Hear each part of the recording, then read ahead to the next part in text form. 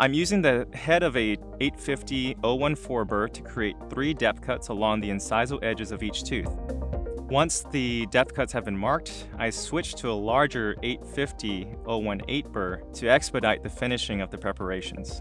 When all of the veneers are in place, I use orange wood sticks on the facial and incisal to ensure that they're fully seated against the preparations. With the proper planning with the diagnostic wax-up, transitioning from patient acceptance, preparation, to final restorations can be done quite seamlessly. We have a 41-year-old female that presents with some worn maxillary anterior teeth, some on the mandibular as well. And she's really just unhappy with the aesthetic appearance of her maxillary teeth when she smiles. You can see they are a bit worn, 7 through 10, actually 6 through 11. All of these are relatively worn at the incisal edges. And she also wants to correct the diastomata between 5 and 6. We want to get an idea of what we can achieve with this and where our possible limitations are. In order to do that, we create a diagnostic wax-up. And just want to let you see the wax-up here. This wax-up was created with the patient's ideal smile in mind. So the patient actually submitted a picture of what she thought was the ideal smile. And if we kind of compare the wax-up that we created for her, it looks pretty similar. It's certainly longer at the centrals and what we consider aesthetically pleasing, slightly shorter laterals, canines that have some prominence to them. From the wax-up, it's important for us to be able to transition this, or at least have the patient preview what this smile is going to look like. So in order to do that, we create a putty matrix that is shaped to the wax-up. So this putty matrix is created once that ideal diagnostic wax-up has been made. And the putty matrix, we will then apply some Bisacryl material into here and seat it on the patient, which you'll see, and at least have the patient trial fit this. They can wear it for a day, and I recommend actually having them wear it for a week. This way they can see if they're comfortable with the planned incisal edge positions, the added bulk if there is any, and just to see if their speech patterns are the same. There are several things that we want to look into, and certainly having their family's approval, friends' approval, but usually this is a great way to have the patient get comfortable with the planned treatment. So whenever we seat the Bisacryl, the excess material that flows out along the facial, once the entire matrix has been set, it's really easy to remove the excess material once it's scalloped. So that's just my preference. So after the patient's approval with the mock-up, and we know what our limitations or where we're actually going with this case, from there I will apply the acrylic mock-up on the patient and actually prep directly through the mock-up. For me, prepping through the mock-up is one of the best ways to guide yourself on where tooth structure needs to be removed, where you may not need to remove as much material. So I highly recommend having a diagnostic wax-up for all of your aesthetic cases. So I wanted to review the prep sequence that I went through for this case. Based off the diagnostic wax-up that we have, and from the putty matrix, we create a mock-up that goes right over the patient's existing dentition. And since the mock-up is going to guide us on the preparation, we prepare right through the mock-up on the patient. So I first create 3 depth cuts using an 850-014 burr. We make 3 depth cuts on all of the incisal edges, and I use more of the body of the burr, which is about 1.4 millimeters in diameter, and create the depth cuts along the incisal. And then the tip of this burr is approximately 0.8 millimeters in diameter, so I create the depth cuts on the facial aspect first along the gingival margins, ensuring that I get down to where the tip of the burr is buried, and then I transition and round this over. Since the surface is flat, I ensure that the marginal depth cuts are created first, and then I will roll this over to the incisal edges on each of the teeth. And I create 3 along the facial and then 1 on each of the line angles to make sure that enough reduction is created in those aspects. So for the actual preparation, this is what the finals look like. You can see here that with just a single cord. You'll see on the clinical video, a single cord was used to create enough retraction. All of the margins were brought right to the gingival margins, the free gingival margins on each of the teeth, and with one single size 1 cord used to help displace the tissues apically, and you can see it also push the tissues out laterally, allowing the light body PVS material to flow into the sulcus and have that separation. I begin the preparation directly through the mock-up. By preparing through the mock-up, I'm able to ensure the final restorations have the appropriate material thickness while reducing tooth structure only in the areas that require it.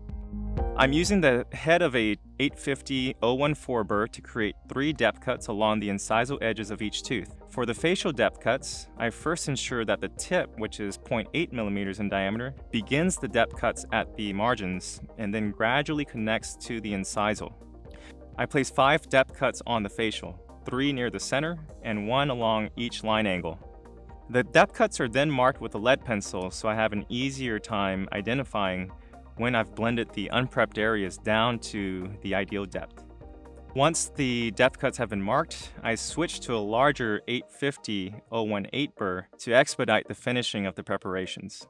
Now it's just a matter of ensuring the finger projections at the incisal edges and the facial surfaces have blended together through the depth cuts, resulting in a smooth and continuous surface throughout the preparation. Anytime we lengthen teeth with veneers, a flat incisal edge preparation is preferred for ease of fabrication, smooth path of insertion, and a great adaptability of the restorations to the preparations. The incisal edges have a slight angulation from lingual to facial.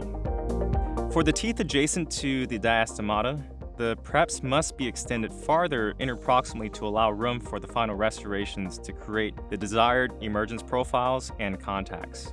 When we prepare teeth, the axio-occlusal or axio-facial line angles typically result in a sharp angle since the burrs we use create flat planes. It's good practice to round these over to minimize the amount of internal stress placed on the final restorations.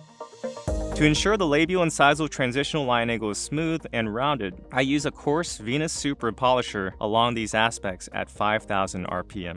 All of the finished margins terminate at the free gingival margins of each tooth.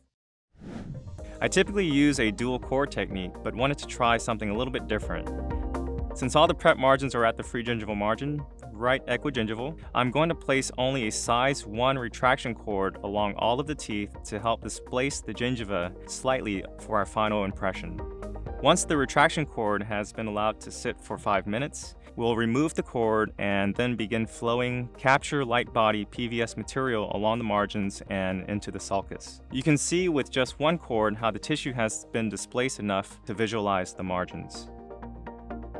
Once the light body has been applied, I'll now slowly adapt the anterior triple tray filled with heavy body material to the preps. Once the impression has been taken, we'll then get the patient ready for their provisional restorations. For the provisionals, I'll use a shrink wrap technique using the same putty matrix that we used for the initial mock-up. I first spot etch each tooth with Kerr's 37% phosphoric acid, followed by a thin coat of 3M Scotchbond Universal, which will light cure for 10 seconds. Now I'll fill the putty matrix with tough temp bisacryl material and then slowly seat that over the teeth to minimize the inclusion of any air bubbles.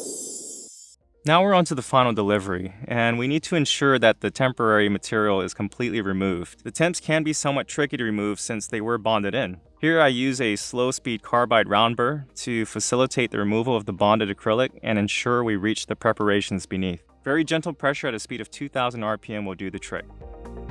I finished cleaning the preparations with a prophy cup and pumice paste at a very slow speed of about 2,000 or 3,000 RPM.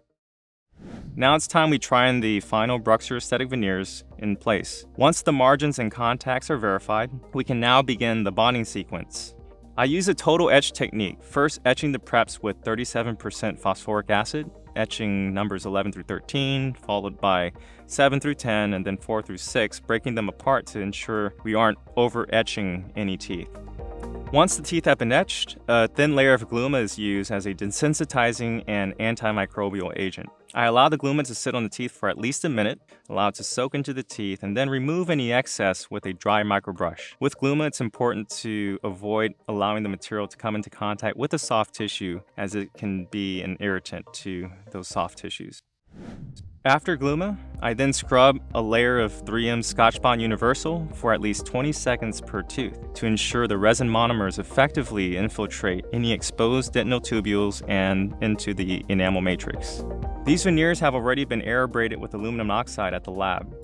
After we try them in, we need to now prepare these zirconia veneers for bonding. To ensure we have a pristine intaglio surface for bonding, we scrub Ivoclean for 20 seconds in each veneer to remove any salivary phosphates that may have adhered during the try-in. Phosphate groups have a very high affinity for zirconia and can compromise bonding. Ivoclean is a special formulation that effectively removes these unwanted layers. Once the restorations have been washed and dried, we then use Monobond Plus, which is an MDP-containing primer that is the special coupling agent needed to bond zirconia restorations to resin. Now I seat each restoration with Kerr's NX3 Universal Resin Cement. I like using this cement for its handling properties and the fact that it's light cured to set. Since it's a light cured cement, it offers unlimited working time, allowing me to seat all of the restorations at the same time. When all of the veneers are in place, I use orange wood sticks on the facial and incisal to ensure that they're fully seated against the preparations. Once they're fully seated, I tack cure along the margins to hold the veneers in place and to allow for easy removal of the gelled cement. The final BruxZir Esthetic veneers successfully created a fuller, more youthful smile that the patient was extremely thrilled about. With the proper planning, with the diagnostic wax-up, transitioning from patient acceptance, preparation, to final restorations can be done quite seamlessly.